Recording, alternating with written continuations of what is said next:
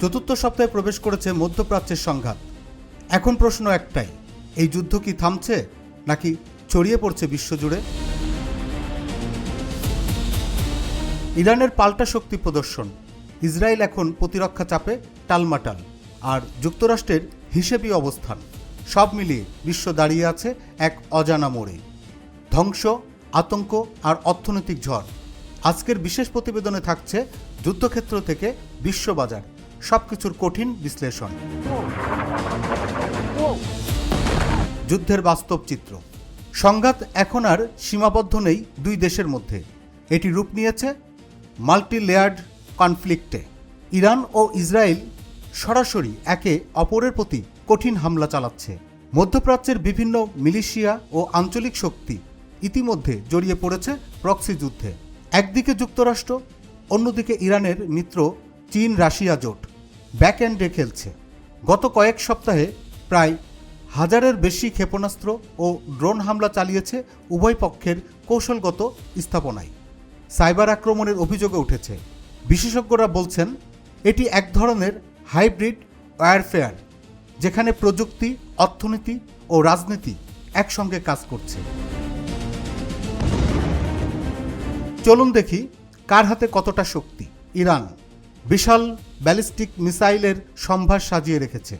দূরপাল্লার ড্রোন সক্ষমতা যা যুদ্ধে সবাইকে তাক লাগিয়ে দিয়েছে, সেই সাথে আঞ্চলিক প্রক্সি নেটওয়ার্ক সক্রিয় করেছে।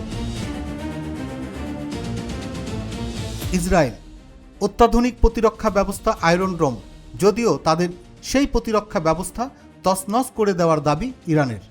উন্নত গোয়েন্দা প্রযুক্তি এই শক্তিতে ইতিমধ্যেই ইরানের শীর্ষ ব্যক্তিত্বদের হত্যা করেছে।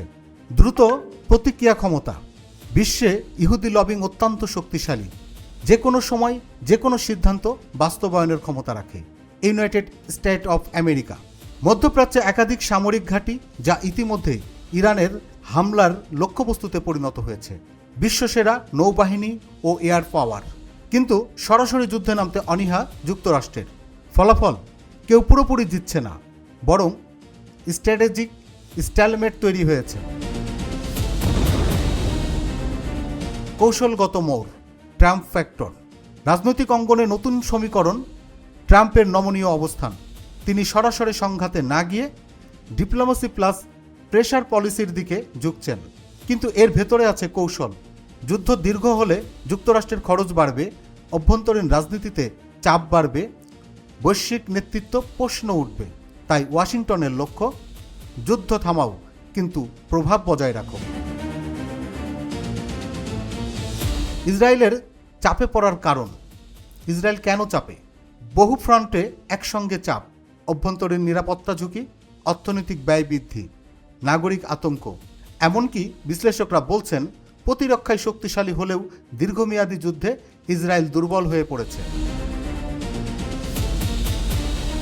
বৈশ্বিক অর্থনৈতিক ধাক্কা। এই যুদ্ধের সবচেয়ে বড় ধাক্কা অর্থনীতিতে। মধ্যপ্রাচ্য বিশ্বের প্রধান তেল সরবরাহকারী অঞ্চল। যুদ্ধের কারণে তেলের দাম লাফিয়ে লাফিয়ে বাড়ছে, বিশ্বব্যাপী মুদ্রাস্ফীতি বাড়ছে, শেয়ার বাজারে অস্থিরতা, বিশেষ করে হরমুজ প্রণালী নিয়ে আশঙ্কা। এটি এখন বন্ধ, তাই বিশ্ব অর্থনীতিতে বড় ধাক্কা খাচ্ছে। বাংলাদেশের সংকট। বাংলাদেশ এখন সরাসরি ঝুঁকির মুখে, কারণ 90% বেশি জ্বালানি আমদানি নির্ভর। তেলের দাম বাড়লে সব খাতেই প্রভাব পড়ে। ইতিমধ্যে পরিবহন ভাড়া বাড়ছে, বিদ্যুৎ উৎপাদন খরচ বাড়ছে, শিল্পে উৎপাদন ব্যয় বৃদ্ধি পাচ্ছে। সামনে কি হতে পারে? দ্রব্যমূল্য আরও বাড়বে, অর্থনৈতিক চাপ বাড়বে, সাধারণ মানুষের জীবনযাত্রা কঠিন হবে। যুদ্ধ কি শেষের পথে? সবশেষ প্রশ্ন, এই যুদ্ধ কি শেষের দিকে? বাস্তব চিত্র, কোনো পক্ষই হার মানেনি। কূটনীতি চলছে, কিন্তু ফল আসেনি।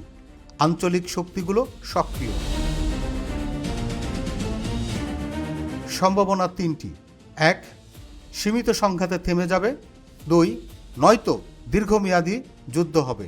3, অথবা বড় শক্তিগুলো সরাসরি জড়িয়ে বিশ্বযুদ্ধে রূপ নিতে পারে। মধ্যপ্রাচ্যের এই সংঘাত এখন শুধু একটি যুদ্ধ নয়, এটি বিশ্বের শক্তির ভারসাম্য, অর্থনীতি এবং ভবিষ্যৎ নিরাপত্তার লড়াই। এই আগুন নিভবে নাকি ছড়িয়ে পড়বে, তার উত্তর সময়ই দেবে। রুহুল আমিন, ইনফিনিটি বাংলা।